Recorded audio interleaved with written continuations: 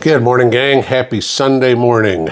All right, well, here we are. We're now 3 weeks in to Trump's presidency, and we're starting to see the benefits, if you will, of the changing of the guard. Now, no, sorry, liberals, we don't have lower gas prices or lower egg prices or anything already. It's going to take a lot longer than 3 weeks to fix 4 years of incompetence, okay? I mean, if we look at just fuel prices and things, I mean, heating oil, gasoline, propane, electricity, all went up about 1/3 under the Biden administration. I mean, electricity usage didn't even go up. We're still using about the same amount, okay? The price just went up 1/3. Problem, okay?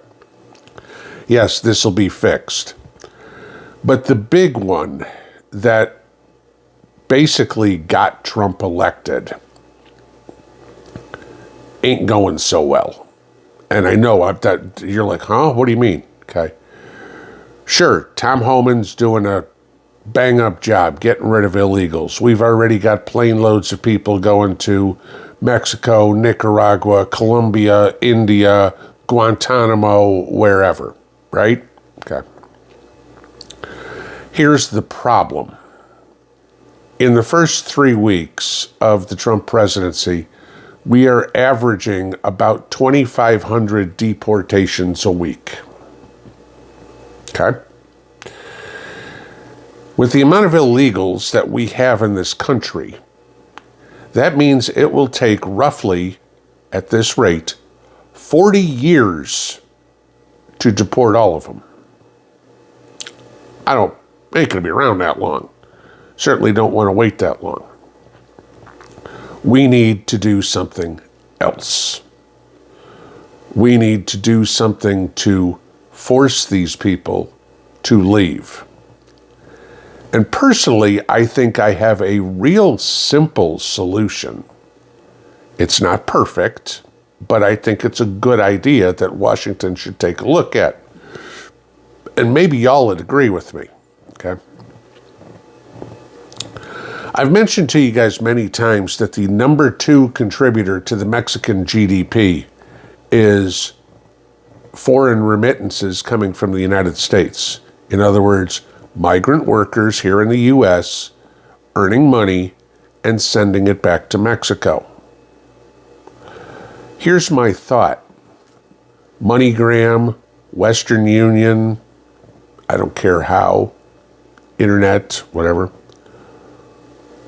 We put a halt to all money being sent overseas. All of it. I know people could say, well, gee, they could just buy Bitcoin. Right, okay. I tell you this, ain't a whole lot of strawberry pickers buying Bitcoin to send it overseas, okay? Ain't perfect, as I said. It's not just Mexico. I want to give you this, and you think about this for a second as to the U.S. economy and the damage this does. In 2023, $794 billion was sent overseas, not by the government or not by corporations, through Western Union, through MoneyGram, through whatever, to people back to their families. $794 billion was taken out of the U.S. economy. Yes, that affects you, okay? Less money supply. How much of that was to Mexico? $63.3 billion.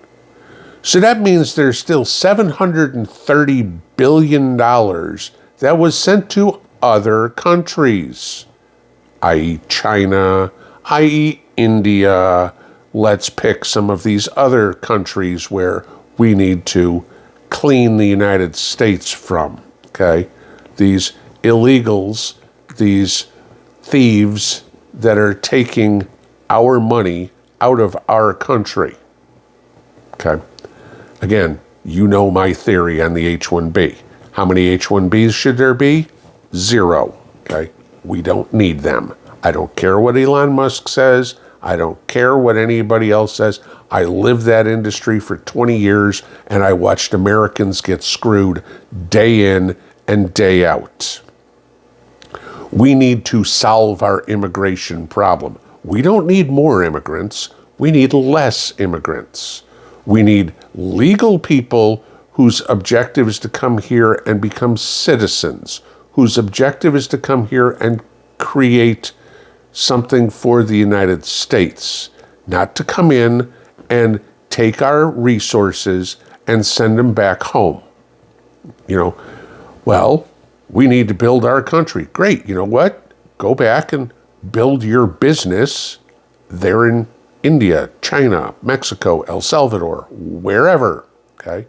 No, we are not a bank that you just get to come and make withdrawals from and never make a deposit. You look at all the government employees that are being voluntarily fired here this week, taking their 8 months of severance because they don't want to go back to work, the office, right? Because they were too happy staying home, watching Netflix, and collecting a government paycheck. I'm sorry, I have kids to feed. What am I going to do? Get your ass off the couch, go to the office. I can't do that. Well, then I guess you don't have a job. Pretty simple, okay? You can do like everybody else in the private sector does. They go to work, they pay for daycare, they do whatever, and they figure it out. They just don't go, I'm entitled to a paycheck. But that's what the illegals are doing. They're coming here figuring they're entitled to a paycheck and sending it home to your demise. It's causing less money supply, which causes inflation. Okay, it's pretty simple stuff here. The easiest thing we can do is shut down Western Union, shut down MoneyGram, and all of a sudden, if they can't send money back, well, Juan, you can't go to the U.S. It's not going to, we need the income here. You're going to have to stay here. But I can't make any money here.